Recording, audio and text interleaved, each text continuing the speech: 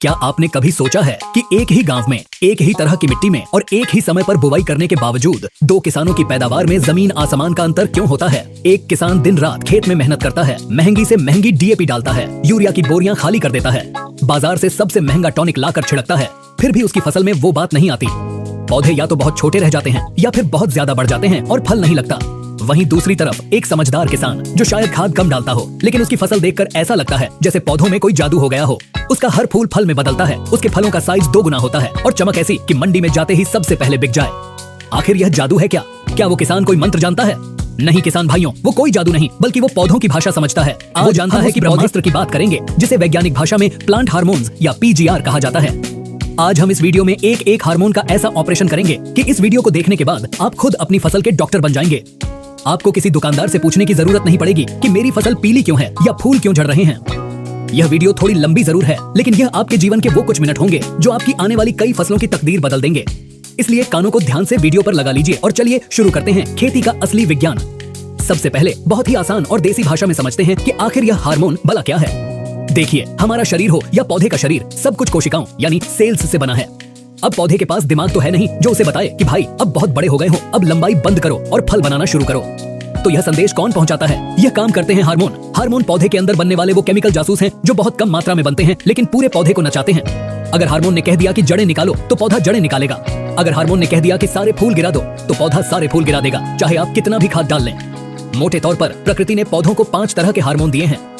अगर आपने इन 5 को समझ लिया तो समझिए खेती आपकी मुट्ठी में है। इनमें से कुछ पौधे को बढ़ाते हैं जिन्हें हम ग्रोथ प्रमोटर कहते हैं और कुछ पौधे की बांट को रोकते हैं और उसे पकाते हैं जिन्हें हम ग्रोथ रिटार्डेंट या इनहिबिटर कहते हैं। आइए एक एक करके इनकी गहराई में उतरते हैं। सबसे पहला और सबसे शक्तिशाली हार्मोन है ऑक्सिन। इसे आप पौधे का इंजन कह सकते हैं। जब आप बीज जमीन में डालते हैं तो सबसे पहले क्या निकलता है? जड़। उस जड़ को निकालने का आदेश ऑक्सिन ही देता है। ऑक्सिन पौधे के सबसे ऊपरी हिस्से यानी जो नई कोपल निकलती है उसकी नोक पर बनता है। अब किसान भाइयों, यहाँ एक बहुत बड़ा सस्पेंस है। आप सोचेंगे कि अगर ऑक्सिन पौधे को बढ़ाता है तो यह फूल क्यों गिराता है? दरअसल ऑक्सिन का एक बहुत ही खास काम है जिसे कहते हैं एपिकल डोमिनेंस। इसका मतलब है कि ऑक्सिन चाहता है कि पौधा सिर्फ ऊपर की तरफ सीधा बढ़ता रहे, अगल बगल की शाखाएं न निकलें। इसीलिए जब पौधे में ऑक्सिन बहुत ज्यादा हो जाता है तो पौधा लंबाई में तो भागता है लेकिन तना पतला रह जाता है। लेकिन ऑक्सिन का सबसे बड़ा खेल होता है फूलों और फलों की सेटिंग में। आपने अक्सर देखा होगा, खासकर मिर्च, टमाटर या कपास की फसल में, कि पौधा फूलों से लद जाता है। आप खुश हो जाते हैं कि इस बार तो बम्पर पैदावार होगी, लेकिन अगले ही दिन आप खेत में जाते हैं और देखते हैं कि जमीन पर सफेद फूलों की चादर बिछी है। सारे फूल डंठल टूटकर गिर गए। ऐसा क्यों हुआ? यह हुआ ऑक्सिन की कमी से। फूल और पौधे के तने के बीच में एक परत होती है जिसे एब्जिशन लेयर कहते हैं। जब तक वहाँ ऑक्सिन मौजूद है वो जोड़ फेविकोल की तरह मजबूत रहता है। जैसे ही ऑक्सिन कम हुआ वो जोड़ कमजोर हो जाता है और फूल या छोटा फल गिर जाता है। अब इसका समाधान क्या है? बाजार में एक दवा आती है जिसे आप प्लानोफिक्स के नाम से जानते हैं या जिसमें अल्फा नेफ्थाइल एसिटिक एसिड होता है। यह असल में एक कृत्रिम ऑक्सिन ही है। जब आप इसका स्प्रे करते हैं तो पौधे को ऑक्सिन मिल जाता है और फूल गिरना बंद हो जाते हैं। लेकिन ठहरिए, यहाँ एक बहुत बड़ी सावधानी है। ऑक्सिन एक द्वारी तलवार है। इसकी मात्रा ppm यानी पार्ट्स पर मिलियन में होती है। अगर आपने प्लानोफिक्स की डोज थोड़ी सी भी ज्यादा कर दी, मान लीजिए 4 मिलीलीटर की जगह 10 मिलीलीटर डाल दिया, तो यह हार्मोन उल्टा काम करेगा। यह पौधे को जला देगा, सारे फूल गिरा देगा और पौधे को बांझ बना देगा। इसलिए ऑक्सिन का इस्तेमाल करते समय डॉक्टर जैसी सावधानी बरतनी पड़ती है। अब चलते हैं दूसरे हार्मोन की तरफ, जिसका नाम सुनकर हर अंगूर की खेती करने वाला किसान खुश हो जाता है। इसका नाम है जिब्रेलिन्स या जिब्रेलिक एसिड। इसे हम लंबाई का बादशाह कहते हैं। कभी कभी आपने देखा होगा कि आप खाद पूरी डाल रहे हैं, पानी भी दे रहे हैं, लेकिन पौधा ठिंगना रह गया है। उसके तने की गांठें यानी पोरियां बहुत पास पास हैं। ऐसा लगता है जैसे पौधे की ग्रोथ लॉक हो गई है। यहाँ एंट्री होती है जिब्रेलिक एसिड की। जिब्रेलिन का मुख्य काम है कोशिकाओं को खींचकर लंबा करना। इसे एक उदाहरण से समझते हैं। गन्ने की फसल को देखिए। गन्ने में हमें क्या चाहिए? लंबा तना और लंबी पोरियां। अगर पोरियां छोटी होंगी तो गन्ना छोटा होगा और वजन कम निकलेगा। जब हम गन्ने पर जिब्रेलिक एसिड का छिड़काव करते हैं तो वो 2 गांठों के बीच की दूरी को खींचकर बढ़ा देता है, जिससे गन्ने की लंबाई एकदम से बढ़ती है। यही काम यह अंगूर में करता है। अंगूर के गुच्छे को ढीला करने और अंगूर के दाने को लंबा और बड़ा बनाने के लिए किसान जिब्रेलिक एसिड का ही इस्तेमाल करते हैं। लेकिन किसान भाइयों, यहाँ भी एक पेंच है। बहुत से किसान भाई गेहूं की फसल में यूरिया के साथ जिब्रेलिक एसिड मिलाकर डाल देते हैं ताकि गेहूं जल्दी बड़ा हो जाए। यह एक बहुत बड़ी गलती साबित हो सकती है। अगर आपने गेहूं में इसका ज्यादा इस्तेमाल किया तो तना लंबा तो हो जाएगा, लेकिन वो पतला और कमजोर होगा। जैसे ही थोड़ी सी हवा चलेगी, आपकी पूरी फसल जमीन पर लेट जाएगी। इसीलिए जिब्रेलिक एसिड का इस्तेमाल तभी करें जब आपको फसल की लंबाई बढ़ानी हो या फल का साइज बढ़ाना हो, और इसके साथ पौधे को भरपूर भोजन यानी खाद देना न भूलें, क्योंकि जब शरीर तेजी से बढ़ता है तो उसे भूख भी ज्यादा लगती है। अब बात करते हैं तीसरे और बहुत ही महत्वपूर्ण हार्मोन की, जिसे हम कहते हैं साइटोकाइनिन। अगर ऑक्सिन इंजन है तो साइटोकाइनिन युवा रहने का राज है। साइटोकाइनिन शब्द का मतलब ही है कोशिका विभाजन। देखिए, पौधा बड़ा दो तरीकों से होता है। या तो उसकी कोशिकाएं गुब्बारे की तरह फूल कर बड़ी हो जाएं, जो काम जिब्रेलिन करता है, या फिर एक कोशिका टूटकर दो बने, 2 से 4 और 4 से 8। यह काम साइटोकाइनिन करता है। यह हार्मोन किसान भाइयों के लिए सबसे ज्यादा काम का है, विशेषकर उन फसलों में जहां हमें ज्यादा फुटाव या कल्ले चाहिए, जैसे धान और गेहूं।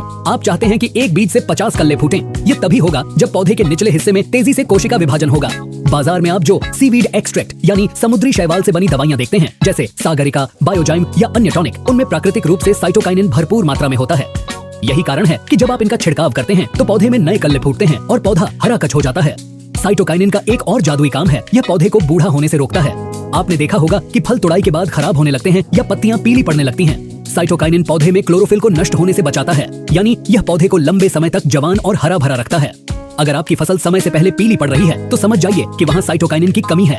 अब हम उस हार्मोन की तरफ बढ़ते हैं जो पौधे का रसोइया है, लेकिन अगर बिगड़ जाए तो दुश्मन भी बन जाता है। इसका नाम है इथाइलीन। यह बाकी हार्मोन से अलग है क्योंकि यह लिक्विड नहीं बल्कि गैस के रूप में होता है। इथाइलीन को पकाने वाला हार्मोन या राइपनिंग हार्मोन कहा जाता है। जब तक फल कच्चा है, हरा है और कड़वा है, तब तक वो बढ़ रहा है। लेकिन एक समय आता है जब फल को पकना होता है, उसमें मिठास आनी होती है और उसका रंग बदलना होता है। यह सारा काम इथाइलीन करता है। आप बाजार से हरे केले या कच्चे आम लाते हैं और उन्हें एक पुड़िया के साथ बंद करके रखते हैं। वो पुड़िया इथाइलीन गैस ही छोड़ती है, जिससे फल रातों रात पक जाता है। खेती में इसका इस्तेमाल तब होता है जब हमें फसल को एक साथ पकाना हो। जैसे मान लीजिए आपके टमाटर के खेत में आधे टमाटर लाल हैं और आधे हरे। आप चाहते हैं कि सारे लाल हो जाएं ताकि एक बार में तुड़ाई हो सके। तब किसान भाई इथेफोन नाम की दवा का छिड़काव करते हैं।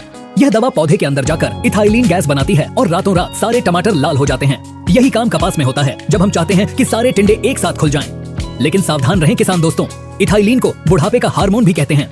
अगर आपने इसका छिड़काव किसी ऐसी फसल पर कर दिया जो अभी बढ़ रही है, जैसे छोटा सा पौधा, तो वो पौधा वहीं के वहीं पीला पड़ जाएगा, अपनी पत्तियां झाड़ देगा और अपनी जीवन लीला समाप्त कर लेगा। इसलिए इसका इस्तेमाल केवल फसल के अंत में पकाने के लिए ही करना चाहिए। अब आते हैं 5वें और आखिरी हार्मोन पर, जिसे अगर मैं पौधे का ब्रेक कहूँ तो गलत नहीं होगा। इसका नाम है एब्सिसिक एसिड या ABA। इसे स्ट्रेस हार्मोन भी कहते हैं। जब पौधे पर कोई मुसीबत आती है, जैसे बहुत तेज धूप, सूखा या पानी की भयंकर कमी, तब यह हार्मोन एक्टिव होता है।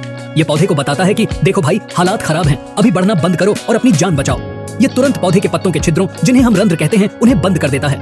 इससे पौधे का पानी भाप बनकर उड़ना बंद हो जाता है और पौधा सूखे में भी जिंदा रह लेता है। लेकिन किसान भाइयों, हम इस हार्मोन का इस्तेमाल अपनी पैदावार बढ़ाने के लिए भी करते हैं। कैसे? इसे ध्यान से समझिए। आलू, प्याज, लहसुन या शकरकंद जैसी फसलों में हमें क्या चाहिए? हमें चाहिए कि जमीन के नीचे कंद बड़ा हो। हमें ऊपर के हरे पत्तों से कोई मतलब नहीं होता। लेकिन कई बार होता यह है कि हमने ज्यादा यूरिया डाल दिया तो आलू का पौधा ऊपर ही बढ़ता रहता है, 1.5 फुट 2 फुट का हो जाता है और नीचे आलू मटर के दाने जितना रह जाता है। इस स्थिति में हमें पौधे की ऊपर की ग्रोथ को ब्रेक लगाना पड़ता है। यहाँ हम इस्तेमाल करते हैं ग्रोथ रिटार्डेंट, जैसे लिहोसिन, क्लोएरमेक्वाट क्लोराइड या कल्टार, पैक्लोब्यूट्राजोल। ये दवाइयां पौधे के अंदर जाकर जिब्रेलिन को बनने से रोक देती हैं और एब्सिसिक एसिड की तरह काम करती हैं। नतीजा यह होता है कि ऊपर की बाढ़ रुक जाती है और पौधे की सारी ताकत, सारा भोजन जो वो पत्तियों में बना रहा था, वो वापस लौटकर नीचे कंद में जमा होने लगता है और रातों रात आलू या प्याज का साइज फूलने लगता है। इसे कहते हैं विज्ञान का सही इस्तेमाल। तो किसान दोस्तों, हमने 5 हार्मोन्स के बारे में जाना, लेकिन अब सवाल आता है कि एक आम किसान जो इतनी वैज्ञानिक बातें नहीं जानता, वो इनका सही इस्तेमाल कैसे करे? बाजार में तो सैकड़ों नाम से दवाइयां मिलती हैं। इसके लिए आपको केवल 3 परिस्थितियों को पहचानना है। पहली परिस्थिति, वेजिटेटिव ग्रोथ यानी बढ़वार का समय। जब आपकी फसल छोटी है और आप चाहते हैं कि उसमें ज्यादा जड़ें आएं, तना मजबूत हो और शाखाएं फैलें। इस समय आपको वो टॉनिक या हार्मोन चाहिए जिनमें ऑक्सिन, साइटोकाइनिन या जिब्रेलिन हो। इस समय आप सागरिका, बायोजाइम या ह्यूमिक एसिड के साथ हल्की मात्रा में जिब्रेलिक एसिड का प्रयोग कर सकते हैं। इससे पौधे का ढांचा मजबूत बनेगा। दूसरी परिस्थिति, फ्लावरिंग और फ्रूट सेटिंग यानी फूल और फल बनने का समय। यह सबसे नाजुक समय होता है। इस समय पौधे को नाइट्रोजन या यूरिया की जरूरत कम होती है और हार्मोन्स का संतुलन सबसे ज्यादा जरूरी होता है। अगर इस समय फूल झड़ रहे हैं तो प्लानोफिक्स की बहुत हल्की डोज, जैसे 15 लीटर टंकी में मात्र 3 से 4 मिलीलीटर का स्प्रे करें, या फिर होमोब्रासिनोलाइड जैसे टॉनिक का इस्तेमाल करें जो फूलों को तनाव से बचाता है।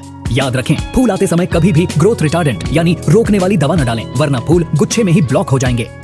तीसरी परिस्थिति, फल का साइज बढ़ाने और पकाने का समय।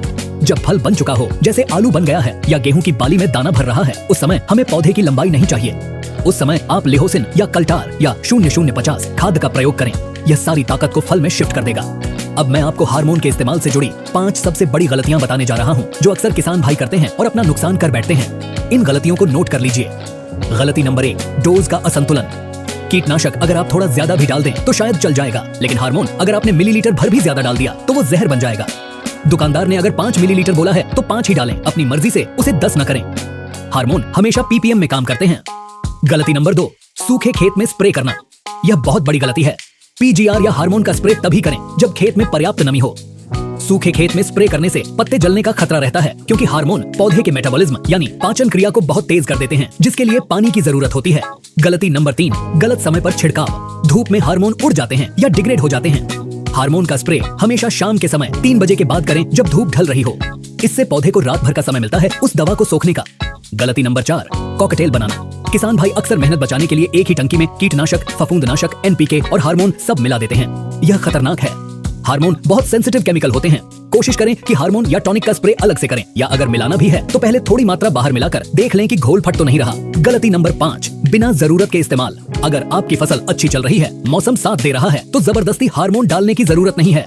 याद रखिए, प्रकृति सबसे बड़ा वैज्ञानिक है। हार्मोन का इस्तेमाल तभी करें जब फसल में कोई कमी दिखे या आप एक्स्ट्रा उत्पादन लेना चाहते हो।